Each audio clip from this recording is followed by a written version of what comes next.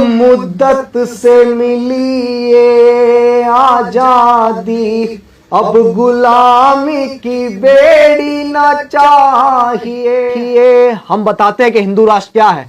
हिंदू राष्ट्र वो है जिसमें नारंगी संतरे और भगवाधारी वो लोग जो किसी एक धर्म को टारगेट करेंगे की बात करते हैं, वो लोग भारतीय संविधान को बदलने की बात करते हैं, वो भारत के संविधान के खिलाफ बात करते हैं। ये देश लोकतांत्रिक देश है और इस देश को कभी भी लोकतंत्र से आजाद नहीं होने दिया जाएगा। क्या हिंदू राष्ट्र बन पाएगा?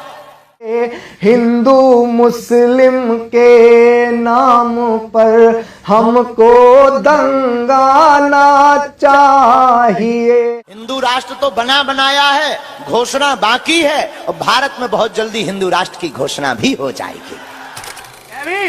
तो साथियों, ये थे बागेश्वर धाम के पंडित धीरेन्द्र कृष्ण शास्त्री, जो पटना के अंदर आयोजित अपनी एक कथा के अंदर ये कह रहे हैं कि भारत हिंदू राष्ट्र बन गया है, बस इसकी घोषणा करनी बाकी रह गई है। तो सुन लो, मैं पंडित धीरेन्द्र शास्त्री, ये देश तुम्हारे पिताजी की पपोती नहीं है, ये देश किसी भाजपा के नेता की पपोती नहीं है जो तुम्हारे सामने आरती लेके थाली बजा रहे हैं। तुम जैसे पाखंडी बाबाओं की मियाद 10 साल, 20 साल, 30 साल, 50 साल, हद से 100 साल होगी, लेकिन भारत के संविधान से बने लोकतंत्र की मियाद इतनी गहरी है कि तुम्हारे जैसे ना जाने कितने पोंगा पंडित इस देश को, भारत को हिंदू राष्ट्र बनाने की कल्पना करते हुए आए। उन्होंने इतनी भीड़ जुटाई और आए और चले गए। क्या हश्र इस देश के बाबाओं का है कि वो जेल के अंदर पड़े हैं? तुम जैसे लोग इस देश की भोली भाली जनता को, जो सरकार के सताए हुए लोग हैं, जब सरकार समय पर उन्हें इलाज मुहैया नहीं करा पाती, उन्हें रोजगार मुहैया नहीं करा पाती, वो अपनी जन सुख सुविधाओं से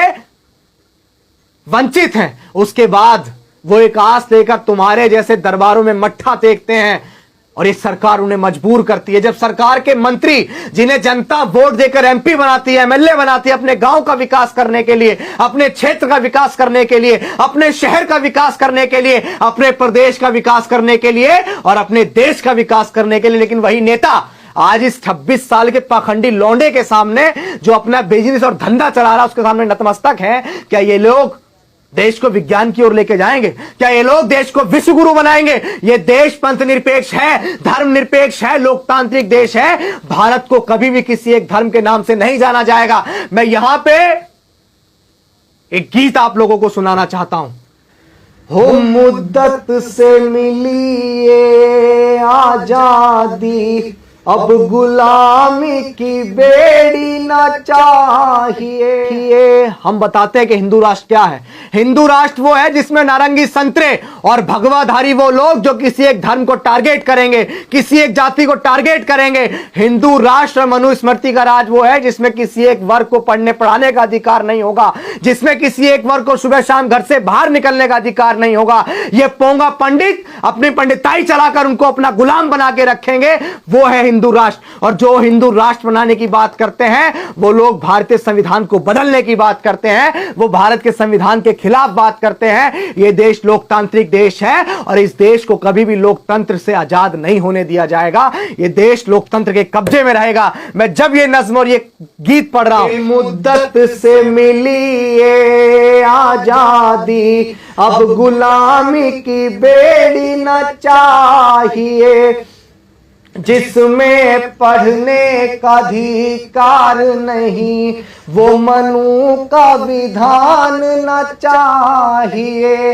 ये भारत की एकता अखंडता को हम खराब नहीं होने देंगे।